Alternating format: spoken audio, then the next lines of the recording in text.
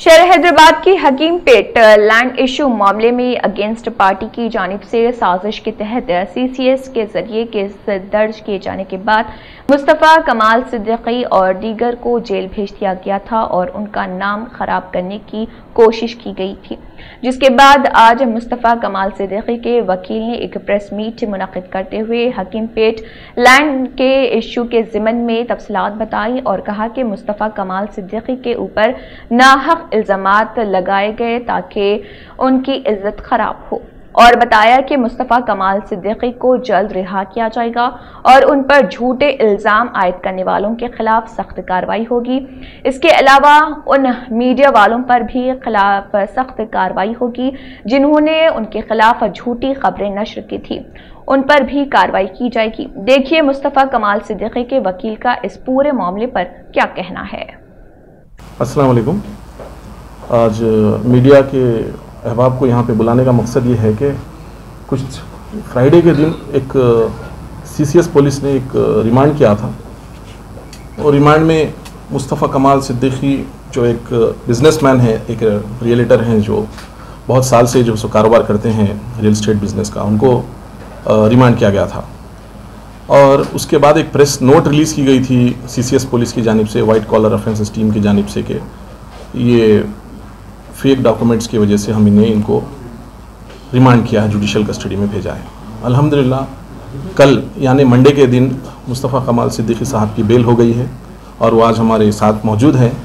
और मीडिया में जो न्यूज़ वायरल हो गई थी कि ये फेक डॉक्यूमेंट्स के रजिस्ट्रेशन हुआ है, ज़मीन को कब्ज़ा करने की कोशिश की गई है, लैंड ग्रैबिंग की कोशिश की गई है, उसकी वजाहत करने के लिए आज हम मीडिया को यहाँ पे बुलाए हैं।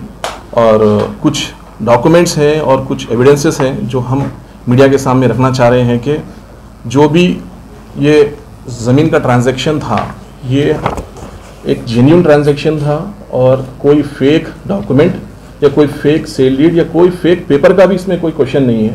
सब गवर्नमेंट रिकॉर्ड पर है, रजिस्टर्ड डॉक्यूमेंट्स है और गवर्नमेंट का करस्पॉन्डेंस है। तो पुलिस का जो इसमें इंटरप्रिटेशन समझिए या इंक्वायरी समझिए वो थोड़ा सा आउट ऑफ द कॉन्टेक्स्ट हो गई। पूरा केस समझना चाहिए था क्योंकि ऑलरेडी इसमें 2 सिविल केसेस पेंडिंग हैं। एक सिविल केस कमाल सिद्दीकी साहब की तरफ से फाइल किया गया था जिसमें इंजंक्शन ऑर्डर है, जो डिफैक्टो कंप्लेनेंट निखिल रेड्डी है उनके ऊपर इंजंक्शन ऑर्डर है हमारे पास। और निखिल रेड्डी ने भी एक कंप्लेंट फाइल की थी, एक मुकदमा दायर किया था सिविल कोर्ट में, उनको भी बाद में वेकेशन बेंच पे एक ऑर्डर मिला था। तो दोनों राइवल पार्टीज के पास इंजंक्शन ऑर्डर्स हैं और सिविल कोर्ट में केसेस पेंडिंग हैं। पेंडिंग रहने के बावजूद पुलिस इसमें केसेस बुक की और इन्वेस्टिगेशन करी पुलिस।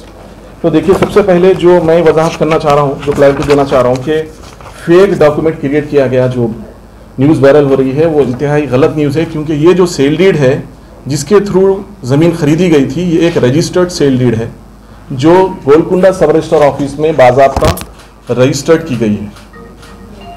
9 लाख रुपए स्टैम्प ड्यूटी पे की गई थी। स्टैम्प ड्यूटी पे करने के बाद ये बाज़ाब्ता सेल डीड, आप ईसीबी आप इसकी चेक कर सकते हैं, इसका डॉक्यूमेंट नंबर है, ये डॉक्यूमेंट के ज़रिए से वो ज़मीन खरीदी गई थी। ये ज़मीन के जो ओनर थे उनका नाम था मुनव्वर अली।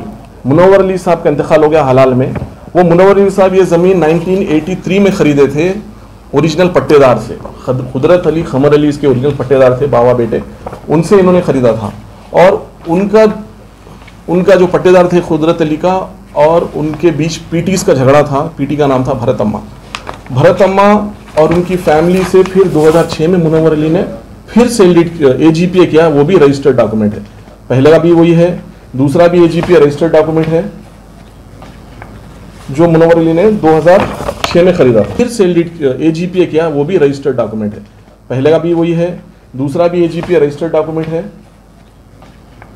जो मुनव्वर अली ने 2006 में खरीदा था। फिर बाद में मुनव्वर अली और उनके जो 2 पार्टनर थे, एक शौकत अली और अजमत अली, उनके बीच में कोर्ट में एक केस चला। उसके बाद वो लोग ने कोर्ट में कॉम्प्रोमाइज़ किया।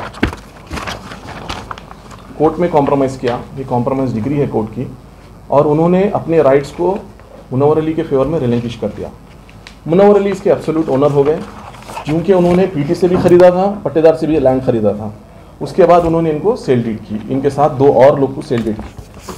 अब इसमें एक बात ये हुई, ये देखिए हमारे सिविल कोर्ट का इंजंक्शन ऑर्डर भी है।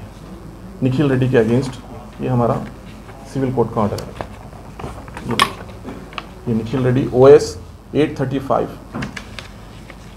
ये हमारे पास निखिल रेड्डी के अगेंस्ट सिविल कोर्ट का ऑर्डर है। बाद में फिर हाईकोर्ट भी गए, हमारे मुस्तफ़ा कमाल सिद्दीकी साहब हाईकोर्ट गए। हाईकोर्ट में जाकर एक मुकदमा दायर किया गया, मुझे पुलिस प्रोटेक्शन चाहिए, मेरी जायदाद को कब्जा किया जा रहा है। तो हाईकोर्ट ने कमिश्नर ऑफ पुलिस को डायरेक्शन दिया कि इनकी दरख्वास्त को कंसिडर करें। उसके बाद पुलिस प्रोटेक्शन भी मिला है। अब असल मुद्दा यह है कि डॉक्यूमेंट फेक जिस बुनियाद पे बताया जा रहा है, ये डॉक्यूमेंट जो फेक एक बुनियाद पे ये बताया जा रहा है कि जो सेल डीड में हाउस नंबर मेंशन किया गया है मुनव्वर अली की तरफ से, वो हाउस नंबर GHMC में एग्जिस्ट नहीं करता। ये बात को लेकर पुलिस ने एक 420 का केस रजिस्टर किया है। ये बात की असल वजाहत ये है, देखिए जब ये सेल डीड हुई उसके बाद असेसमेंट के लिए म्युनिसिपल में एक एप्लीकेशन दिया गया ऑनलाइन, और उनको म्युनिसिपल रजिस्ट्रेशन के लिए टैक्स पे करने के लिए दिया गया। देखिए म्युनिसिपल नंबर नहीं रहने से टाइटल डिसाइड नहीं होता, म्युनिसिपल नंबर सिर्फ टैक्स पे करने के लिए रहता है। टाइटल जो होता है वो लिंक डॉक्यूमेंट्स के जरिए से आता है। तो जब इनकी दरख्वास्त बल्दिया में गई असेसमेंट के लिए, 1 साल पहले दायर की गई थी वो दरख्वास्त, जब दरख्वास्त दी गई तो डिप्टी कमिश्नर GHMC ने मंडल रेवेन्यू ऑफिसर को एक लेटर लिखा और ये ज़मीन की वजाहत पूछी कि ये ज़मीन का क्लासिफिकेशन क्या है, नेचर ऑफ लैंड क्या है। तो मंडल रेवेन्यू ऑफिसर ने ULC डिपार्टमेंट को लिखा, अर्बन लैंड सीलिंग डिपार्टमेंट को लिखा, सीलिंग डिपार्टमेंट को लिखा MRO ने, और अर्बन लैंड सीलिंग डिपार्टमेंट ने वापस RDO को ये क्लैरिफिकेशन दिया कि ये जो लैंड है, ये land this does not form part of ceiling surplus land covered in CC number and as per TSLR number. I am submitting here with the TSLR sketch so the same is classified as a patta land. ये ULC officer ने RDO को लिखा। फिर MRO ने इस basis पे एक सर्वे और पंचनामा किया, स्केच है इसका। ये सब मुस्तफ़ा कमाल सिद्दीकी साहब की दरख्वास्त पे किया गया। इसका सर्वे हुआ, इसका स्केच हुआ, इसके साथ पंचनामा था, सर्वे कंडक्ट हुआ। जब हमने म्युनिसिपल नंबर के लिए अप्लाई किया तो MRO ने आके पंचनामा किया, सर्वे किया, और उन्होंने बताया हमारे पास पंचनामा रिपोर्ट है, हमारी सर्वे रिपोर्ट है, और उन्होंने बताया कि हम हमारी ज़मीन पर बैठे हैं, हम किसी दूसरों की ज़मीन पर हम नहीं बैठे हैं। नंबर क्यों अलॉट नहीं हुआ आपको? नंबर इसलिए अलॉट नहीं हुआ, हमारा एक रिट पिटीशन पेंडिंग है, हाई कोर्ट में एक रिट पिटीशन पेंडिंग है। एप्लीकेशन किए थे जिसमें 19/7/2021 को डिप्टी कमिश्नर को MRO ने लिखा है कि in this regard it is to inform that the subject land claimed by Hanif Ali Khan, one of the purchaser, falls in TS number 10/3 block B ward 12 of Hakimpet village, Shaikpet mandal. As per the TSLR the entries made in column number 10 is recorded as Khamar Ali, जो main पट्टेदार है, and column number 20 is recorded as Khamar Ali to an extent of 3,334। The classification of the subject land is पट्टा।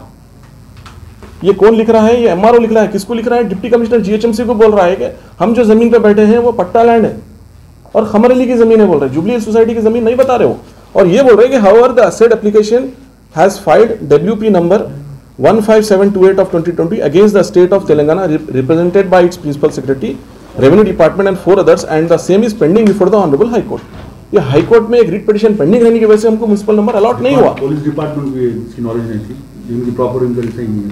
Police department को हमने बाद में ये सब डॉक्यूमेंट सबमिट किया, कोर्ट में भी हमने ये सबमिट किया, उसी वजह से हमारे को जो है सो वहाँ से रिलीफ मिला।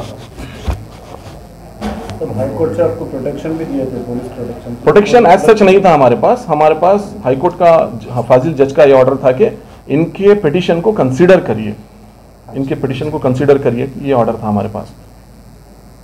अब इसके बाद आपकी कार्रवाई क्या होगी?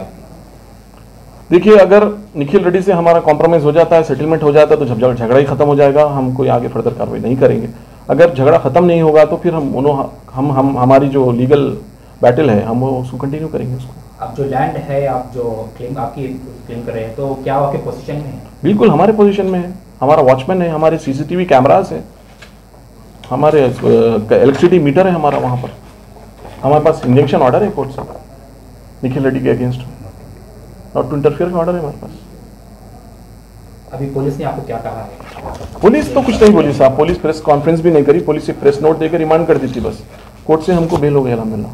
फिर बाकी लोगों की बेल? बाकी लोगों की एंटिसिपेटरी मूव कर दिए हैं हम, इंशाल्लाह एक 4-5 दिन में बाकी लोगों की भी एंटिसिपेटरी बेल मिल जाएगी इंशाल्लाह। 420 साहब कैसा साबित होगा कोर्ट में बोलिए, जबकि हम बोल रहे हैं कि पूरा ऑन रिकॉर्ड है, हम गवर्नमेंट डॉक्यूमेंट से पूरे हमारे रजिस्टर्ड डॉक्यूमेंट्स हमारे गवर्नमेंट पर रिकॉर्ड है। चीटिंग पुलिस के पास भी ऐसे डॉक्यूमेंट्स होंगे, वो कुछ नहीं है साहब, इसके ऊपर कुछ केस बुक हुआ होगा ना। पुलिस की इन्वेस्टिगेशन जो है वो पूरी रिमांड केस डायरी में मौजूद है, मैं आपको दूंगा इसकी, पुलिस की पूरी रिमांड केस डायरी में। के अलावा आप पर क्या है, आपके क्लाइंट पर सेक्शन 465, 467, 468, 474?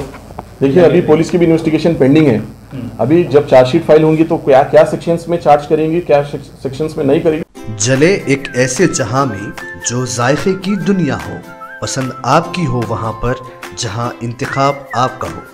खुशामदीद बेकवेल केक हाउस, जहां कुदरत के जायकों का मिलाप होता है, मोहब्बत में डूबती है अनोखी तरकीबें, तजुर्बे की आंच पर महारत पकती है और फिर कुछ नया बनता है। बेकवेल केक हाउस के नए डिलीशियस दम के रोल्स, असली घी और खालिस बटर में तरबतर, काजू पिस्ता बादाम के लज्जतदार मिलावट के साथ जायके खुशियों के। बेकवेल केक हाउस, टोली चौकी, एक्स रोड, हैदराबाद।